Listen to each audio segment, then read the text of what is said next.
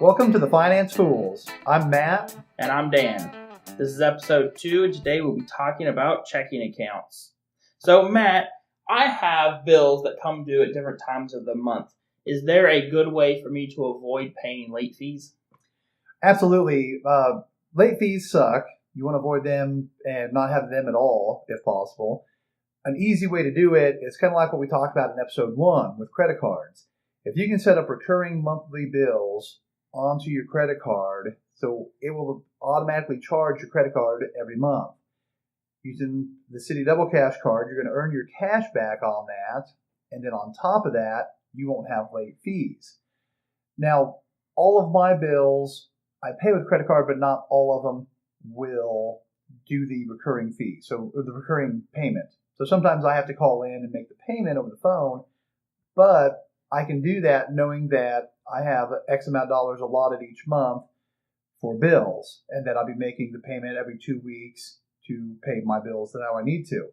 Okay, so let's say I get $1,000 per paycheck and I'm getting paid bi-weekly. How can I break that down? All right, so let's look at just some general numbers. Let's say your rent is $500 a month. And let's say your bills, let's say you have a cell phone, cable internet, electricity, water and trash, and a gas bill. Let's say those are $500 a month as well. Let's say you have a car payment insurance. Let's say that's about another $500 on top of that. So if you get paid $1,000 twice a month, that's $1,500 that's spoken for. So then you have another $500 that's left over for food, gas, groceries, and whatever kind of fund you want to plan.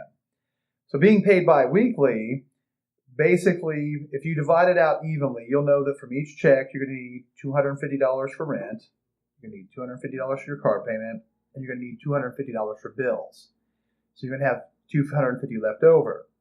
But if you set it up with your car payment due mid-month, you could do your entire rent from check 1, and then your second check, you could end up doing your car payment, which is the extra $500, and then with your bills, where you know they're $500 each month, just set up the recurring bill payment from your checking account that would cover the $250 from each pay period for your bills, and then you know you have an extra $250 from each paycheck left over for gas, groceries, and food.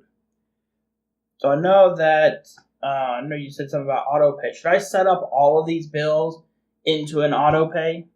So if you can, yes, with your credit card, so you get your cash back, and then on top of that, so you have auto pay and you have auto bill pay.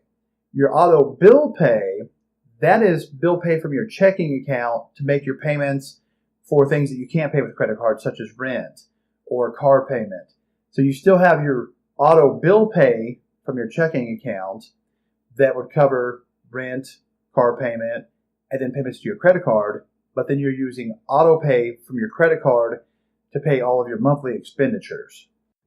All right, Matt. So can you explain a little bit more about auto pay and auto bill pay? What are the differences and what are the advantages of each?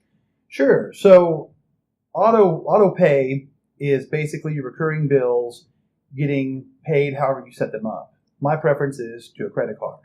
So if you have your cell phone bill or your electric bill or whatever kind of bills, each month they will automatically charge your card for the bill and it's automatically paid. So an auto bill pay that is from your checking account, that is something that you set up. So you have to log into your checking account online, and then from there you have to set up the payees as to who's going to get paid and when. So I do auto pay to my credit card because I know I'm going to spend $500 a month on the bills and get paid twice a month, so I'm putting $250 each time to that. So I have it recurring every 2 weeks through the checking account where I have already set that up to make that bill payment. Same thing with your rent. You can have it so each month on the 1st, that payment check is cut, goes out automatically, and your bill's taken care of. Car payment, same way. Some of it is a check cut, some of it might be digitally. Depends upon how your bank or credit union does that. But you're having your automatic payments already set up in advance All you have to do is just go to work, get paid. As soon as that money goes in your account, I set up my bill payments for the same day I get paid. So that money goes right back out, and I know all my expenses are covered.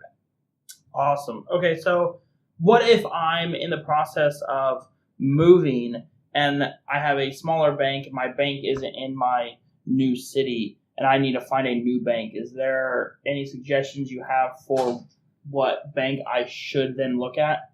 Anyone that'll pay you money to join them. Okay. So you can go to one of my favorite sites, hustlermoneyblog.com, and you can check on, you can click on checking or banking. I forget which tab it says, but you can click on that and it will show you offers that are for checking accounts. Some of them, will have fine writing with it that you have to read, the fine print. And with that, like say if there's a U.S. bank special and they're giving you $200 if you join them. Well, when you read the fine print, you'll see that with them, you need to have a savings account in addition to a checking account, and you have to have at least one automatic transfer from checking to savings each month for $25 at a bare minimum.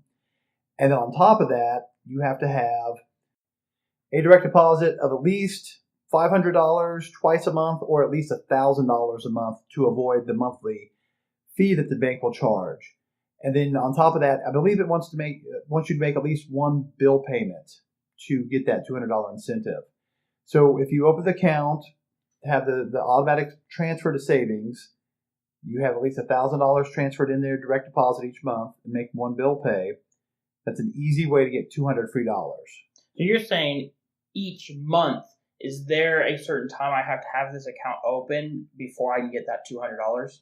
And with that, on Hustler Money Blog, it will show you when each promotion will expire. So you have to get in there to hustlermoneyblog.com, look at their promo codes, look at the bank that works for you and your situation, and just read the terms of it, because each bank and each deal will be different. All right, thanks for all that great information. And next week, we're going to be talking about grocery shopping and flash sales. I would just like to thank all of our listeners for tuning in. And remember, plan your work and work your plan. If you like this episode, subscribe and tune in for more with The Finance Fools.